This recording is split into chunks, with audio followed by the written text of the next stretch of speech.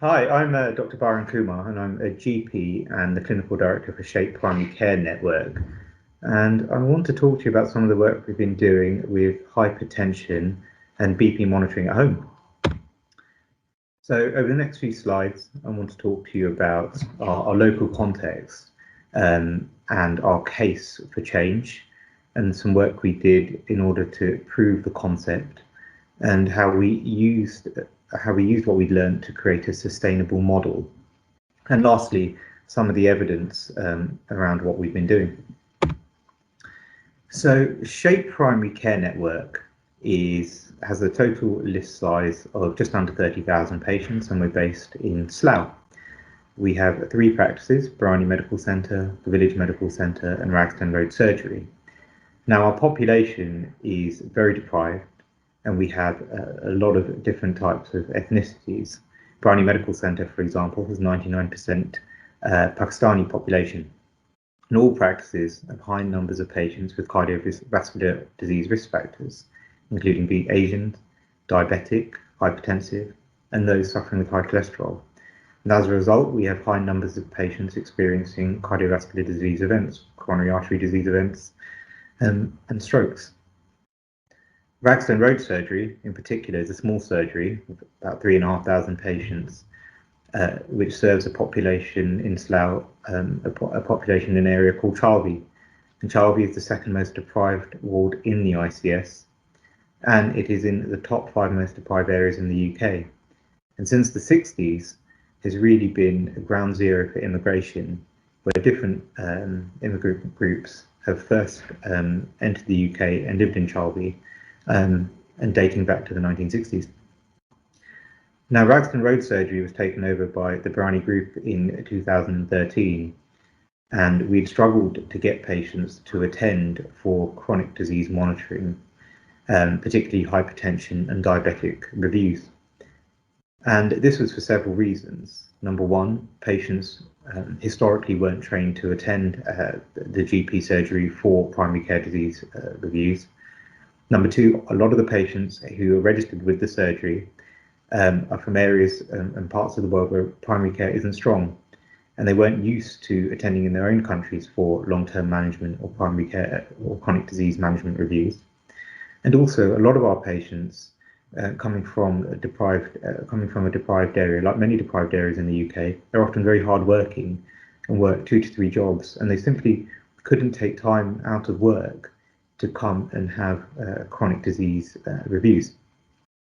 And even pre-COVID, with all staff available and with lots of face-to-face appointments and high numbers of footfalls, we still struggled.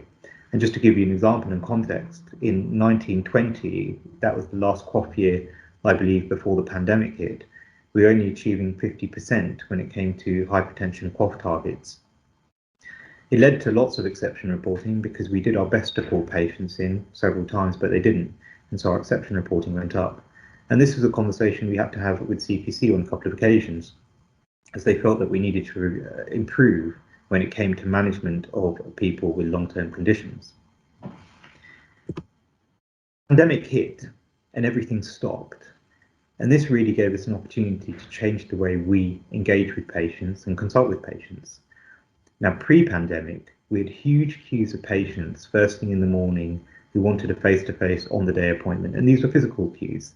They didn't call, they came to the surgery and formed a line stretching out of the building. And we tried lots of things to try and combat this over the years and make things easier for patients, but we just weren't able to. But with the pandemic stopping, we were all forced to. We were forced to change the way we engaged with the patients, and the patients were forced to adopt and come on board with a new method of consultation. And we really put our heart and souls into adapting the virtual consultation model through e-consult across our practices.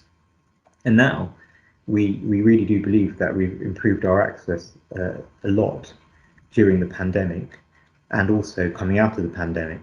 So these are changes that we made, permanent changes that we've made for the better. Now, towards the end of last year, we shifted our focus into thinking, how can we use some of the technology that we have available to us and our new models of working to really improve the management of long-term conditions? And we wanted to start with hypertension. we held the belief that there were lots of patients who had blood pressure monitors or who had access to blood pressure monitors and were checking their own blood pressures, but we just weren't capturing their data.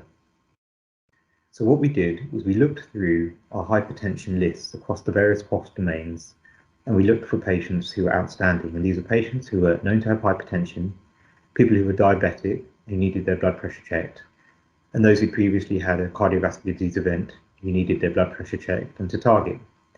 And we identified this group of patients, and we sent them a very simple message using the AccurX system.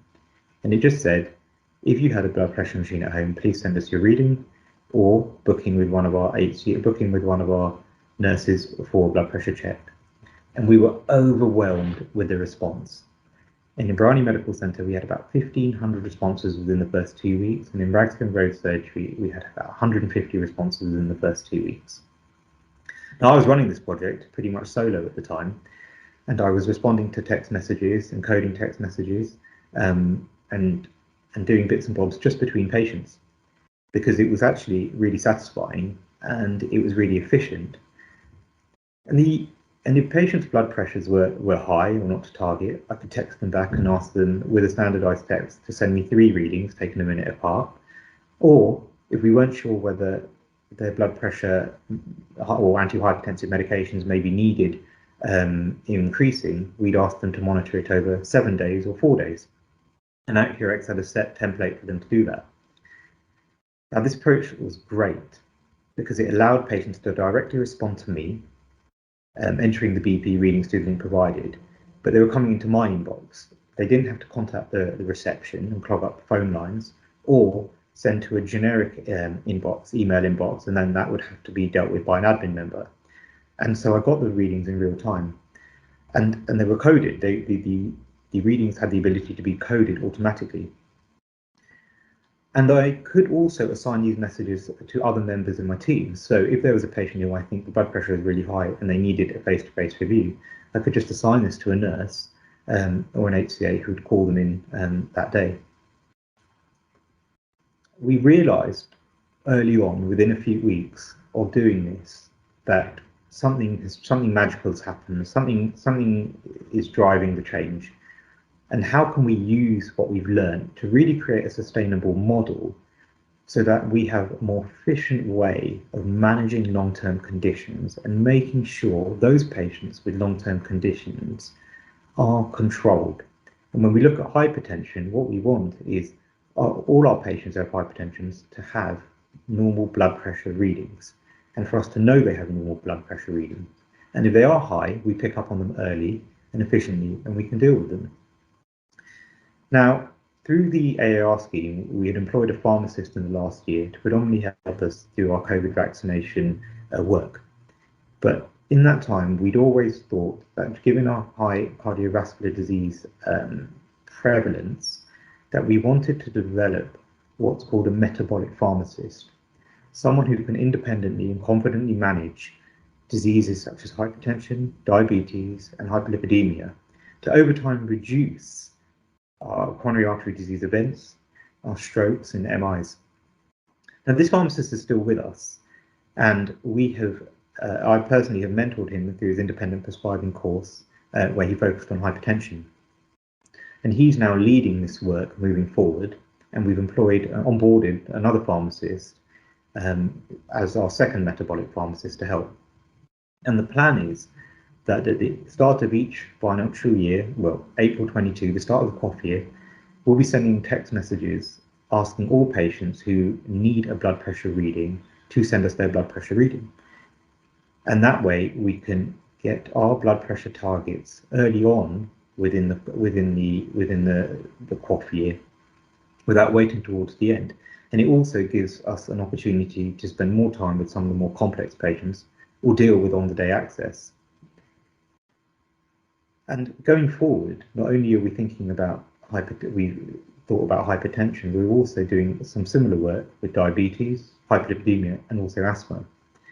Now, the long-term vision is to see health professionals such as clinical pharmacists who work very, very well within a set of defined criteria to manage our long-term conditions for our population. And they can do this remotely using the technology such as AccuRx and eConsult, and discussing these patients, it needs to be more complex patients with the GP workforce using MS Teams and instant messaging and the online consulting meeting consultation tools. And this allows GPs and nurses, it frees them up to spend more time with patients who may need some face-to-face access, who may need some complex management, and it gives us more time to do that. When we look at and evaluate what we've done, I want to draw your attention to the first graph. So this is the 4 PCNs and SLOW, and this is the proportion of patients with hypertension that had blood pressure recorded in the last 9 months. And as you can see, SHAPE PCN in the green has had significant increases in the hypertension or in the blood pressure recording. And this is really reflective of the work we've been doing. And this is reflective of the remote work we've been doing. And when we look at this and we break this down to practice level, Bharan Medical Centre, and this is on the second graph, Bharan Medical Centre and Ragstone Road Surgery are also in the top 3 surgeries who are recording high numbers of blood pressures. And the reason we've seen the significant improvement in blood pressure, particularly in the last 3 months with these 2 practices, is all to do with our remote monitoring. And we've had to do very little to encourage the patients to do this, actually. And we've had to spend or give patients very few blood pressure machines. Lots of patients have blood pressure machines at home and were quite happy to purchase their own if that's something that we felt that they should do. And lastly, when you look at the proportion of patients in this first table here with hypertension that had blood pressure recorded in the last 9 months, and really the change since October 21, you can see that SHAPE PCN has really had the greatest change in blood pressure review completion rates since the beginning of October, again reflective of the work we've been doing. And I'm particularly proud of Ragstone Road Surgery, had a 50% achievement in 1920, and now with self-remote monitoring, we're nearly at 90%, and it's not even a QOF year. And at diabetics, our patients who are diabetics who need a blood pressure, this reading says 77%, but actually we're closer to 80% now. So objective data is really good, and it shows us that we're on the right track. But even from a change in the way we are as primary care clinicians and what we aspire to be in the future, I think this case study for me really sums it up and really portrays the magic of this technology. So we have a 47-year-old lady, known cardiovascular disease risk factors, hadn't had a blood pressure check in 5 years' time. I think we'd called her several times in the past and she hadn't picked up. And she actually responded to one of the text messages we'd sent and actually gave us her blood pressure readings and actually told us she was symptomatic as well. We actually able to get her to do 7 days home blood pressure readings and diagnose hypertension all through text messaging, because every time we tried to call her, this lady seemed to be at work. And when we did call her to say you need to start treatment and get some blood tests done, she didn't respond, and she was actually in her home country of Poland at the time. But she responded to a text and did say on her return the next day she would do that, and she did. And when we did speak to her, the blood pressure was controlled, she was feeling much better, and we had all the blood results in front of us. So it made so we felt that the process was really, really efficient, and we managed to reach out to someone who we wouldn't have been able to reach in the past. And when we did speak to her, we'd actually already diagnosed and treated her. And the conversation, the verbal and telephone conversation after that it took place in a very short time frame. So we've got to learn to live with COVID, but what we've learned over the last couple of years, we can really put into practice and now for the future, because we're not going to see the same football into our practices. And we have to reach people that we haven't been able to reach in the past with these new and novel ways. And when you combine the power of the AccuRx Plus, the bulk messaging, the targeted questionnaires, and you combine it with e-consults that allow things like the enabling and uploading and sharing of photos, all these things change the way we deliver general practice. Because we have so much more information at our hands to make decisions, we've got more capacity to spend time with patients who perhaps technology isn't suited to them, maybe the elderly and the frail and the vulnerable, but also patients who genuinely need more time with the GP in a face-to-face setting. And pre-pandemic, we never had that. We were so rushed off our feet dealing with everyone, essentially everyone face-to-face. Now, when we do see patients who are face-to-face, we can give them the time that they deserve. It's far more cost-effective. And if I take you back to the blood pressures, in the old days, we perhaps, if the patients had to come in, see someone for their blood pressure to record it, or maybe they'd have to give it to a receptionist over the phone if they had their blood pressure machine at home. All of this requires resources. Here, the blood pressure reading is going directly into the inbox of the GP. And I firmly believe it results in better outcomes for our patients, as per the evidence I've just shown you.